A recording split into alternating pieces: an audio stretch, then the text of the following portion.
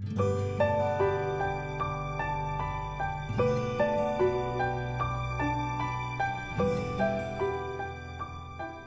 आज के दिन के लिए परमेश्वर का आभार व्यक्त करती हूँ कि उन्होंने ये दिन दिया कि हम उनकी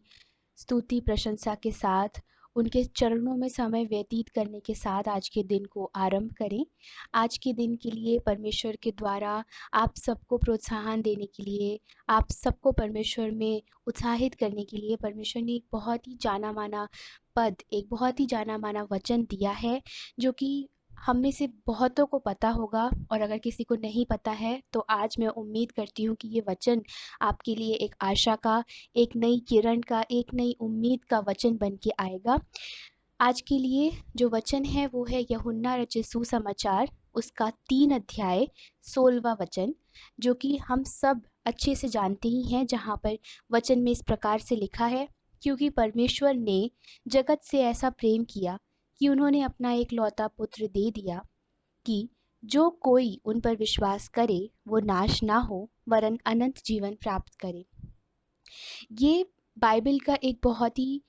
बहुमूल्य, एक बहुत ही ज़रूरी और एक बहुत ही केंद्रीय वचन है, जो हमें वचन में मिलता है, और ये बताता है परमेश्वर के उस अगाध प्रेम को जो उन्होंने मानव जाति से किया, कि उन्होंने मानव जाति के लिए अपने पुत्र को, अपने प्रिय को, अपने बहुमूल्य को दे दिया। और ये उस प्रेम की गणना करता है, उस प्रेम को दिखाता है, उस प्रेम का विवरण करता है जो मसीह ने हमसे किया। यूहन्ना का पूरा सुसमाचार जो हम पढ़ते हैं, उसमें यीशु मसीह के बहुत सारी कार्यों के बारे में, बहुत सारे चिन्हों के बारे में, बहुत सारे अच्छे चमत्कारों के बारे में जो यीशु ने किए, उनके बारे में हमें बताता है। और जब इस सुसमाचार में ये बात आती है, जब यीशु मसीह बोलते हैं कि उन्होंने क्यों इस पृथ्वी पे देह धारण किया, परमेश्वर ने उनको क्यों इस पृथ्वी पर भेजा, तो वो इस वचन में इस बात को बताते हैं। और 4 बातों को इस एक ही पद में हम देख सकते हैं कि ये कार्य किसने किया, ये कार्य किसके लिए किया गया, और ये कार्य में क्या दिया गया है, और ये कार्य क्यों किया गया। सबसे पहले कि ये किसने किया, परमेश्वर ने जगत से ऐसा प्रेम किया। पहले ही इस वचन के भाग में हमें पता चलता है कि ये परमेश्वर द्वारा किया गया कार्य है। और जब भी परमेश्वर के द्वारा कोई कार्य किया जाता है, परमेश्वर के द्वारा कुछ भी होता है, तो वो एकदम परफेक्ट होता है, एकदम उत्तम होता है, एकदम भला होता है। और परमेश्वर ने, जो कि सारे ब्रह्मांड के सृष्टिकर्ता हैं, जो कि परमेश्वर हैं, जो कि आदि और अनंत हैं, जो कि रचनाकार हैं, उन्होंने ये कार्य मानव जाति के लिए किया। उस मानव के लिए जिसकी रचना उन्होंने करी, उस मानव के लिए जिसको उन्होंने सृजा, उस मानव के लिए जो कि अनादि अनंत नहीं है, जिसका एक समय है जब वो पैदा होता है और एक समय है जब उसका अंत होता है, उसके लिए परमेश्वर ने ये कार्य किया।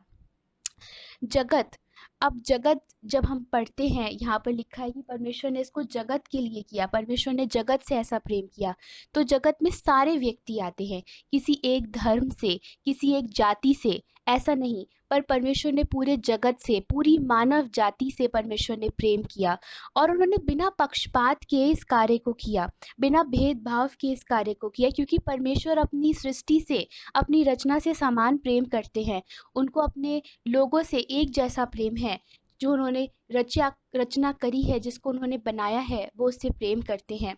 और परमेश्वर समस्त मानव जाति की फिक्र करते हैं, इसलिए उन्होंने क्या किया, उन्होंने क्या दिया, उन्होंने अपना एक लौता पुत्र, अपना सर्वोत्तम इस पृथ्वी के लिए, इस पृथ्वी के लोगों के लिए, इस मानव जाति के लिए दे दिया। और वो सर्वोत्तम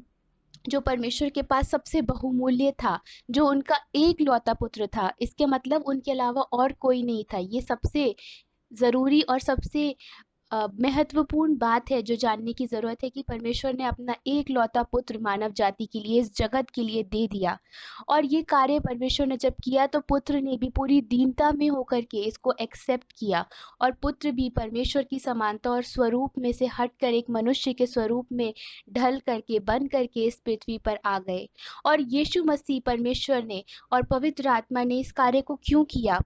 क्योंकि वो यही चाहते हैं कि हम में से प्रत्येक अनंत जीवन प्राप्त करे, हम में से प्रत्येक सत्य को जाने और सत्य उसको स्वतंत्र करे, हम में से प्रत्येक शैतान के बिछाए गए जाल में से, शैतान के बिछाए गए फंदों में से बच सके, उसमें ना फंसे। इसलिए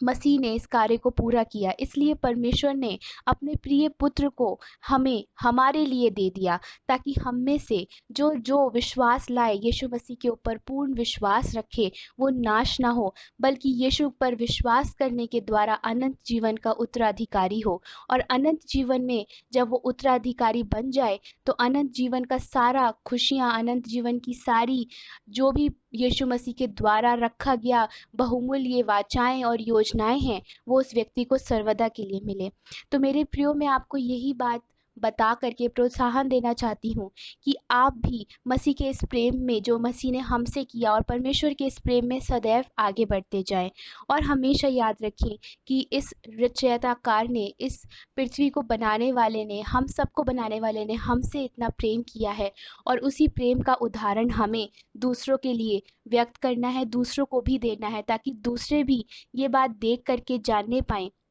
कि परमेश्वर जो हमारे अंदर निवास करते हैं, वो हमें अलग बनाते हैं, वो हमें एकदम दूसरों से बहुत भिन्न बनाते हैं, और उनका जो प्रेम हमारे अंदर है, वो झलकता है, वो दूसरों को भी दिखना चाहिए। आज के इस वचन से मैं आशा करती हूँ आप सबको आशीष मिली होगी, आप सबका आज का दिन बहुत आशीषित हो, बहुत अच्छे से जाए। परमेश्वर प्रत्येक पर अपनी आशीष बना करके रखे।